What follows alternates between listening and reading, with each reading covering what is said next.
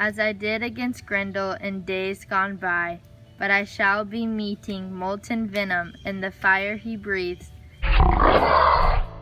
So I go forth in mail shirt and shield. I won't shift a foot when I meet the cave guard. What occurs on the wall between the two of us will turn out as fate, overseer of men. Besides, I am resolved. I scorn further words against this sky-born foe. Men at arms, remain here on the barrow, safe in your armor to see which one of us is better in the end at bearing wounds in a deadly fray. This fight is not yours, nor is it up to any man except me to measure his strength against the monster or to prove his worth. I shall win the gold by my courage or else mortal combat. Doom of battle will bear your lord away. Then he drew himself up beside his shield. The fabled warrior in his war shirt and helmet trusted in his own strength entirely and went under the crag. No coward path. Hard by the rock face that hale veteran, a good man who had gone repeatedly into combat and danger and come through, saw a stone arch and a gushing from the barrow, blazing and wafting a deadly heat. It would be hard to survive unscathed near the horde, to hold firm against the dragon in those flaming depths. Then he gave a shout. The lord of the Geats unburdened his breast and broke out in a storm of anger. Under a gray stone his voice challenged and resounded clearly. Heat was ignited. The horde guard recognized a human voice. The time was over for peace and parleying. Pouring forth in a hot battle fume, the breath of the monster burst from the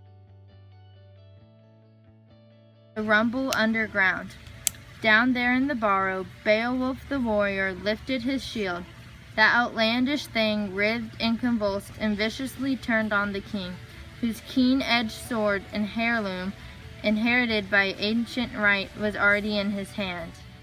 Roused to a fury, each antagonist struck terror in the other. Unyielding, the lord of his people loomed by his tall shield, sure of his ground, while the serpent looped swaddled in flames, it came gliding and flexing and racing towards its fate. Yet his shield defended the renowned leader's life and limb for a shorter time than he meant it to. That final day was the first time when Beowulf fought and fate denied him glory in battle. So the king of the Geats raised his hand and struck hard at the enameled flames, but hardly cut through. The blade flashed and slashed, yet the blow was far less powerful than the hard-pressed king had need of at that moment. The horde keeper went into a spasm and spouted deadly flames. When he felt the stroke, battle fire billowed and spewed. Beowulf was foiled of a glorious battle. The glittering sword, unvaluable before that day, failed when he unsheathed it as it never should have. For the son of Ecgtheow, it was no easy thing to have to give ground like that and go.